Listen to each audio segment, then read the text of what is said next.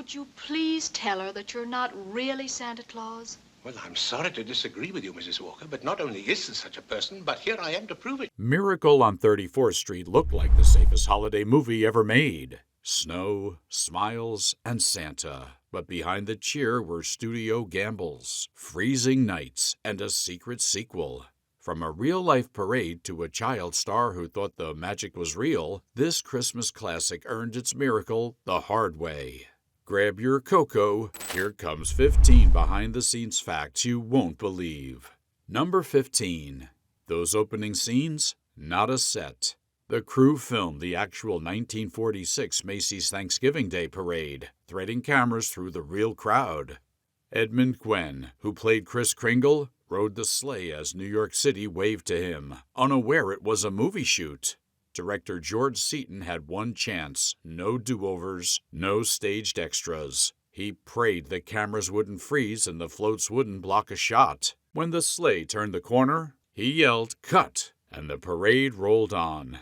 Every cheer and puff of cold breath on screen is genuine. A once-in-a-lifetime take that captured Christmas before anyone knew it was history. Number 14.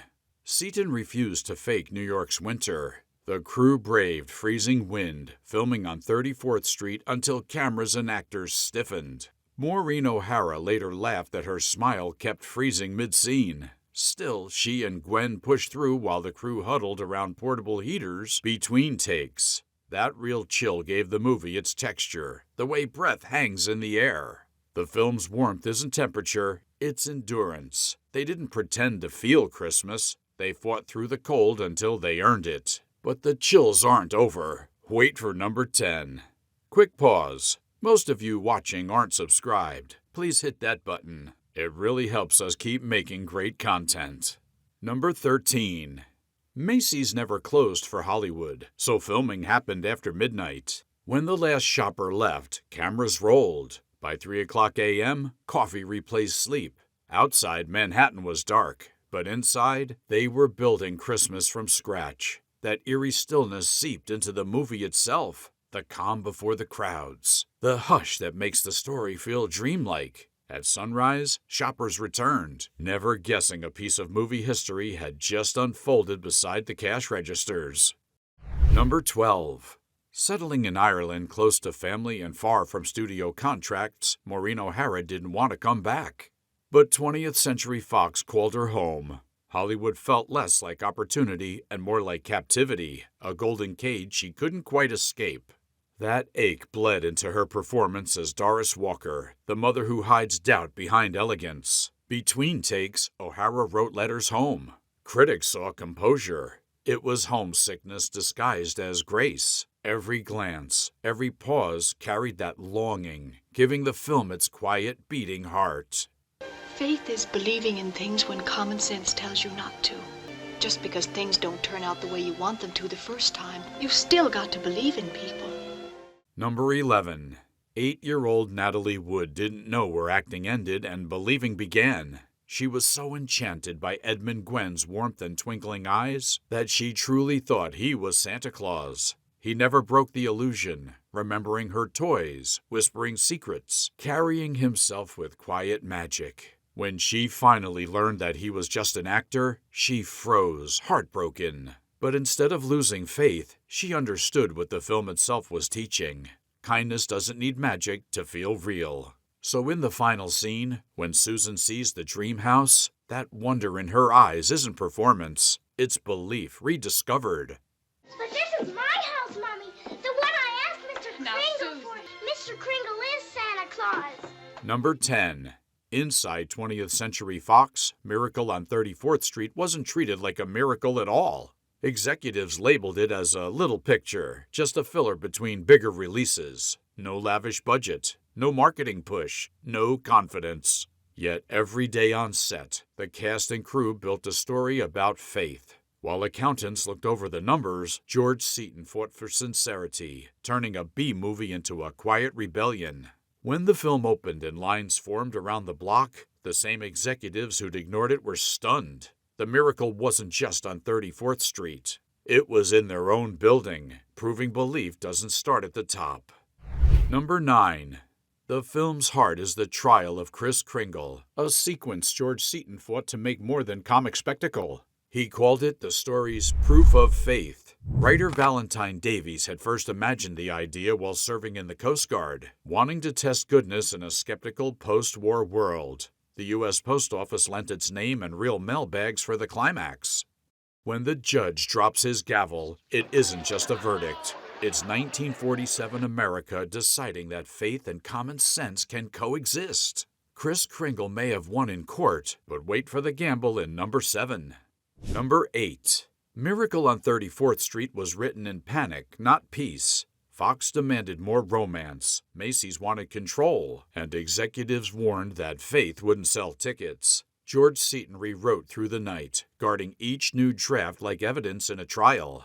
Some mornings he emerged pale, clutching pages streaked with coffee and sweat. The chaos nearly broke him, but it also hardened the story. When the film won the Oscar for Best Writing, it wasn't luck. It was the reward for one man's refusal to let a studio commercialize belief itself.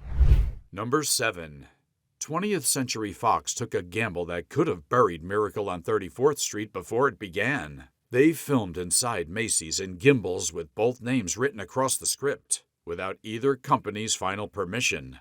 One objection could have meant reshoots, lawsuits, or disaster, but Fox pressed on, believing the story's heart would win them over. When the first screening ended, the lights came up, and everyone held their breath. Then, both companies smiled. They just watched themselves become heroes. That handshake between competitors wasn't just a scene. It was a real miracle of cooperation, and somehow the story still wasn't over. You'll see what I mean in the bonus fact. Number 6. Studio head Darryl F. Zanuck believed Christmas movies died in December, so he released Miracle on 34th Street in the heat of June 1947.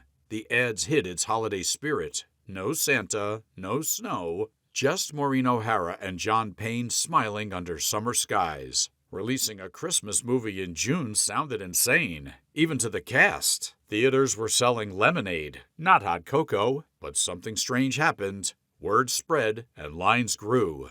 The warmth of Christmas melted the summer doubt, and a legend was born. Miracle on 34th Street turned Hollywood's strangest gamble into the sweetest victory.